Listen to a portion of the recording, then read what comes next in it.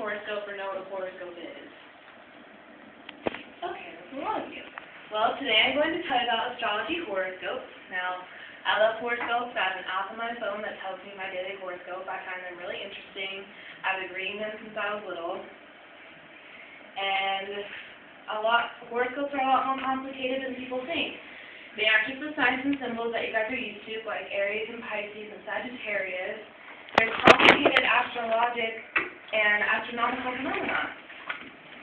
First, I'm going to talk about what a horoscope is and how they came to be.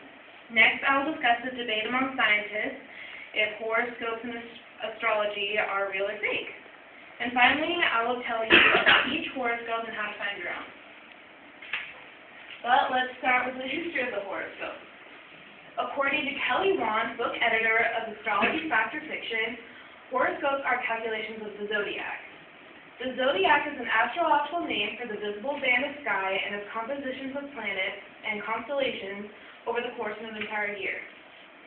They are seen almost as a big circular clock, so just like an everyday normal clock, and they're divided into 12 sections of 30 degrees each. But when did they begin?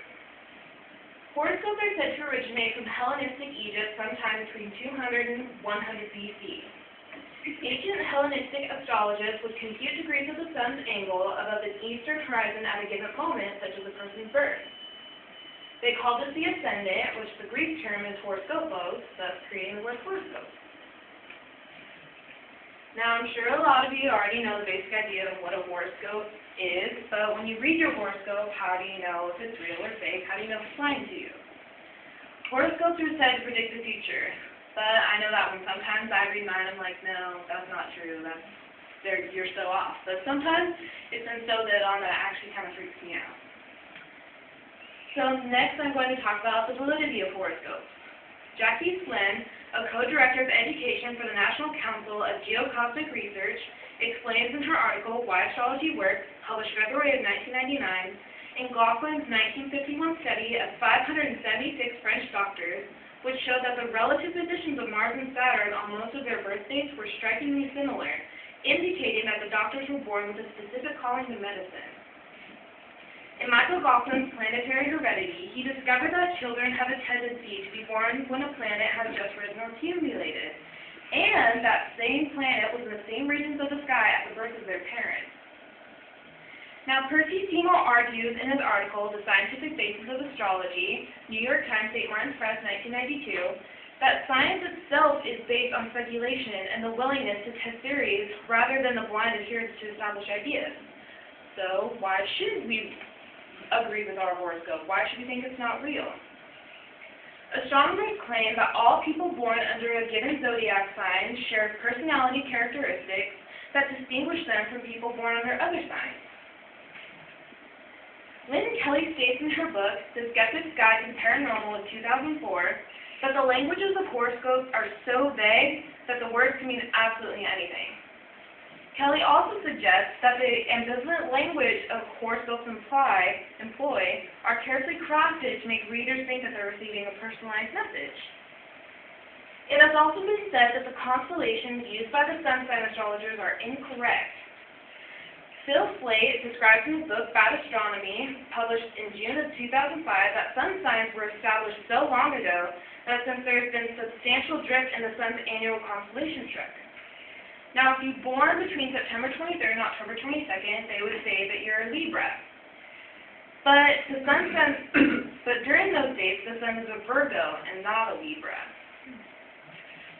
Now, it seems that horoscopes could be fact or they could be fiction, but I still think they're fun to read, and that's why I'm going to tell you about all the different horoscopes. Now, in the zodiac, there are 12 different horoscopes, and the first is Aries, born March 21st to April 19th, and their symbol is the ram. Their personality trait says that they need to keep physically busy, and they tend to bite off a little bit more than they can chew. Next is Taurus, April 20th to May 20th, and their symbol is the bull. They tend to very stubbornly cling to their own ideas, but they're also very determined and generous towards their friends. Next is Gemini, May 21st to June 20th, and they're the twins. They have a tendency to be able to adapt to any situation they encounter, And Geminis also have clever tongues and have a very big imagination. Next is the Cancer, June 21st to July 22nd, and their symbol is the crab. Cancerians get things done through the power of their emotions, and they are also very strong motivators. Next is Leo, July 23rd to August 22nd, and they're the Lion. Leos tend to stubbornly cling to their pride, but they are also very generous and warm-hearted. Virgo, August 23rd to September 22nd, and they're the Virgin. Virgos like to hide their vulnerability by focusing attention on what they're doing. They are very intelligent, but have a tendency to be very critical of others. Next is Libra, September 23rd to October 22nd, and they're the Scales. Libras are very unselfish and are very nurturing. They also tend to have a fear of hurting others, which can keep them from reaching their goals. Next is Scorpio, October 23rd to November 21st, and their symbol is the Scorpion. They tend to stubbornly cling to their emotional attachments, but Scorpios are very emotionally powerful and passionate. Next is Sagittarius, November 22nd to December 21st, and their symbol is the Archer. They have restless amounts of energy and are experts at adapting to the culture of their environment, but they can be blindly optimistic and very careless. Next is Capricorn, December 22nd to January 19th, and their symbol is the Seagull. Capricorns are natural goal setters and are very independent and confident. Next, Aquarius, January 20th to February 18th, and they're the water carrier. Aquarius people are very honest and loyal, but they can be very unemotional and detached. Last but not least is Pisces, February 19th to March 20th, and their symbol is the fishes. Pisces adapt emotionally to their environment, but they tend to be lazy, but they're also very compassionate. Now today I have told you about the history of horoscopes and where they came from, the validity of horoscopes, and how to find your own horoscope. Now I have a handout of this month's horoscope for May. And you can Now my horoscope has offered me great advice in the past, and I hope the cosmos are on your side.